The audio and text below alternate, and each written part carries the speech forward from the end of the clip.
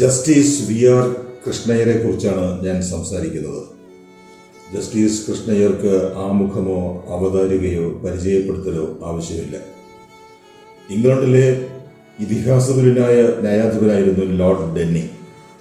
നമ്മെ സംബന്ധിച്ച് നമ്മുടെ ലോർഡ് ഡെന്നിങ് ആണ് കൃഷ്ണയ്യർ. അദ്ദേഹത്തെ അനുസ്മരിക്കാതെയും അദ്ദേഹത്തെ ഉദ്ധരിക്കാതെയും ഒരു നിയമ ക്ലാസും നടക്കുന്നില്ല, ഒരു കോടതി മുറിയും പ്രവർത്തിക്കില്ല.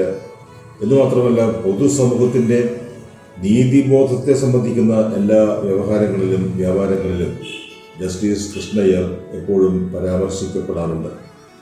അതുകൊണ്ട് അദ്ദേഹത്തെക്കുറിച്ചുള്ള ഓർമ്മ, അദ്ദേഹത്തിൻ്റെ സ്മരണ സാന്ദർഭികമായി എപ്പോഴെങ്കിലും ഔപചാരികമായി മാത്രം നടത്തേണ്ട ഒന്നല്ല. കൃഷ്ണയ്യരെ വിസ്മരിച്ചുകൊണ്ട് നമ്മുടെ നീതിന്യായ വ്യവസ്ഥയ്ക്കും നിയമ സംവിധാനത്തിനും മുന്നോട്ട് പോകാൻ കഴിയില്ല എന്നുള്ളതാണ് വാസ്തവം. 1973 മുതൽ 80 വരെ 7 വർഷക്കാലം മാത്രമാണ് അദ്ദേഹം സുപ്രീം കോടതിയിൽ ജഡ്ജി ആയിരുന്നത്. സുപ്രീം കോടതിയിൽ അദ്ദേഹം ജഡ്ജി ആയപ്പോൾ തന്നെ അത് ഒരു അത്ഭുതമായിരുന്നു. കാരണം അദ്ദേഹം അതിനു മുൻപ് ഹൈക്കോടതിയിൽ സാധാരണ ജഡ്ജി മാത്രമായിരുന്നു, ചീഫ് ജസ്റ്റിസ് ആയിരുന്നില്ല. മാത്രവുമല്ല, 1957 കമ്മ്യൂണിസ്റ്റ് മന്ത്രിസഭയിൽ കൃഷ്ണയ്യർ അംഗമായിരുന്നു. അദ്ദേഹം കമ്മ്യൂണിസ്റ്റുകാരനാണ്. ഒരു കമ്മ്യൂണിസ്റ്റുകാരനെ ജഡ്ജിയാക്കുക എന്നത് അസാധാരണമായ ഒരു അവസ്ഥയായിരുന്നു. പക്ഷേ അദ്ദേഹം അംഗമായിരുന്ന മന്ത്രിസഭയെ പിരിച്ചുവിടുന്നതിന് ശുപാർശ നൽകിയ ഇന്ദിരാഗാന്ധി പ്രധാനമന്ത്രിയായിരിക്കുമ്പോഴാണ് കൃഷ്ണയ്യർ ജഡ്ജിയായി നിയമിക്കപ്പെട്ടത്. ഒരുപക്ഷെ ഇന്ദിരാഗാന്ധിക്ക് അന്നൊരു ഇടതുപക്ഷ സ്വഭാവം പ്രകടിപ്പിക്കേണ്ട ആവശ്യമുണ്ടായിരുന്നു, രാഷ്ട്രീയ സാഹചര്യങ്ങളുണ്ടായിരുന്നു. കൃഷ്ണയ്യർ അതിന് പറ്റിയ മുഖമാണ് എന്ന് അവർക്ക് കരുതിയിട്ടുണ്ടാകും. പക്ഷേ കൃഷ്ണയ്യർ അങ്ങനെ ഉപകാരത്തിന് പ്രത്യുപകാരം ചെയ്യുന്നയാളോ കൃതജ്ഞത പ്രകാശിപ്പിക്കുന്നയാളോ ആയിരുന്നില്ല.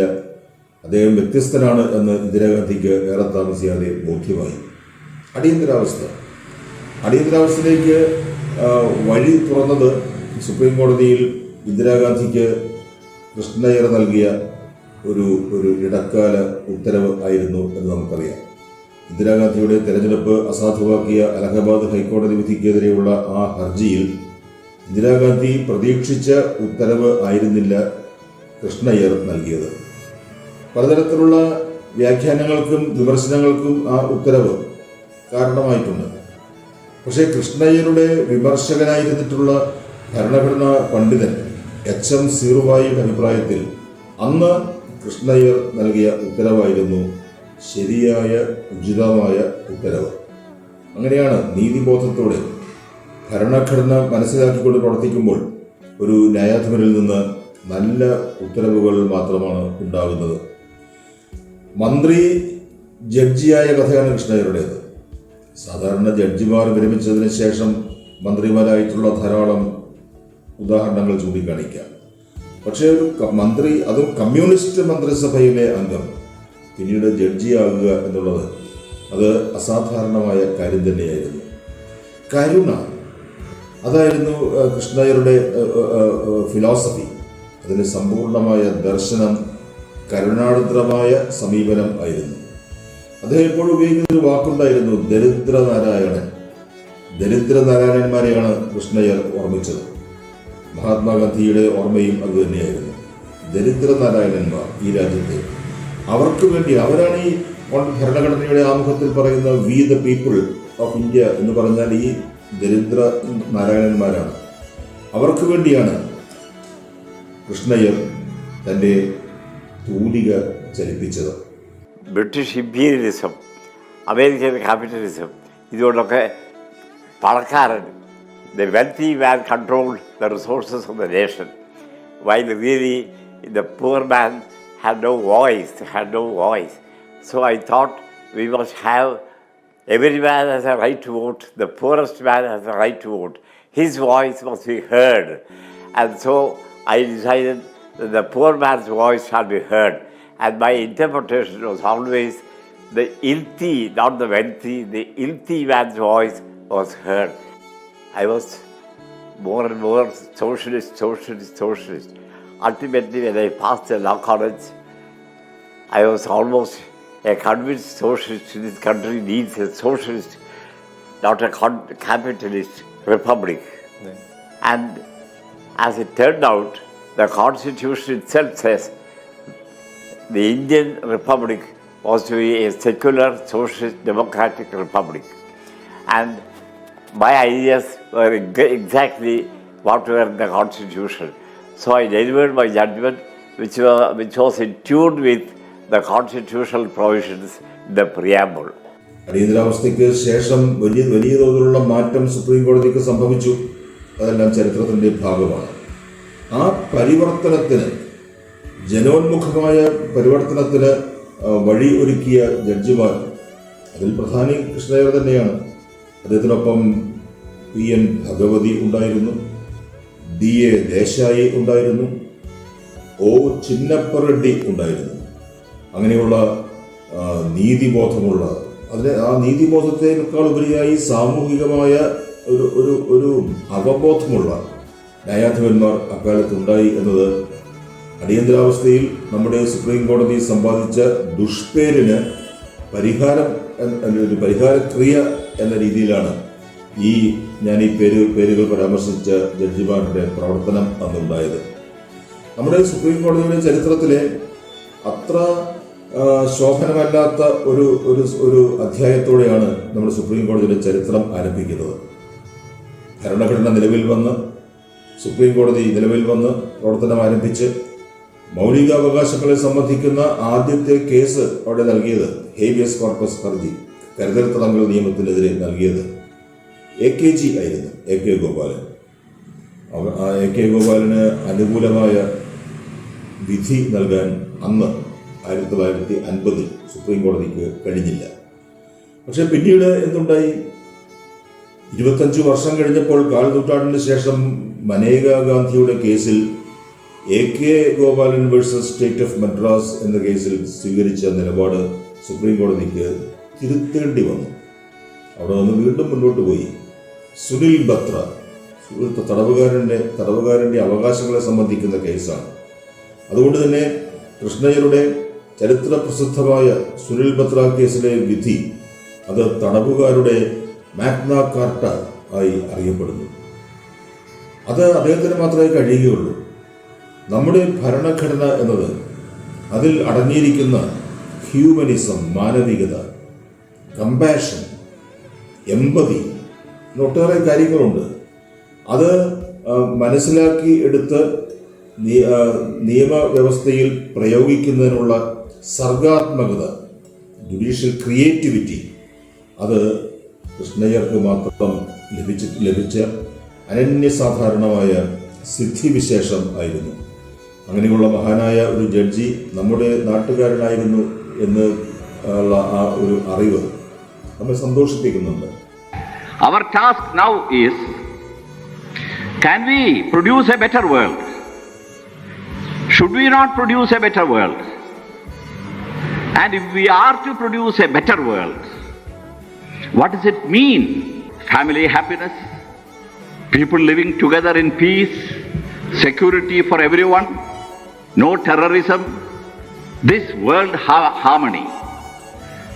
This is the aim, a harmonious human relationship prevailing, providing each family, each individual with happiness. Is that the goal? When I do a good judgment in court, it is not because I want fame, but because I want to wipe every tear from every eye. Because that person's suffering is my suffering. God commands me, wipe out his tear. Love him. Treat him as your brother. Treat her as your sister. Then alone we can have a world, a better world of higher values.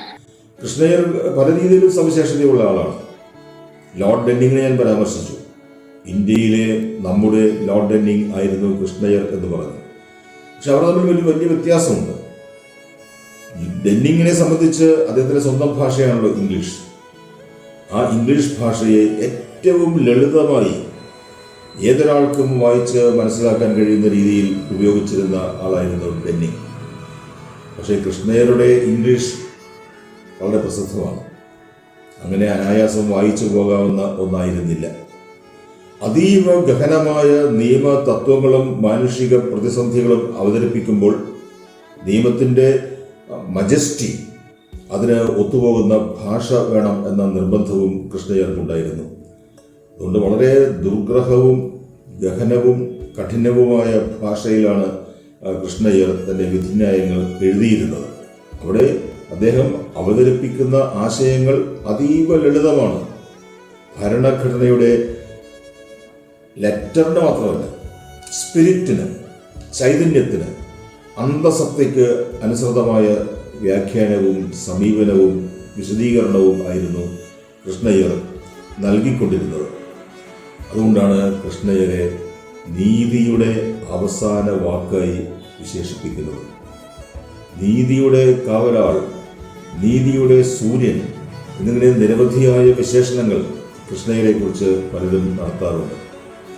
അദ്ദേഹത്തിന് ദീർഘകാലം ജീവിച്ചിരിക്കാൻ കഴിഞ്ഞു.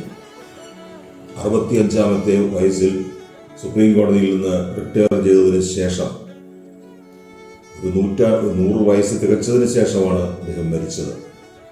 ആ 35 അല്ലെങ്കിൽ 3 വ്യാഴവട്ടക്കാലം എന്തൊരു സർഗാത്മകമായ പ്രവർത്തനമായിരുന്നു അദ്ദേഹം നടത്തിക്കൊണ്ടിരുന്നത്.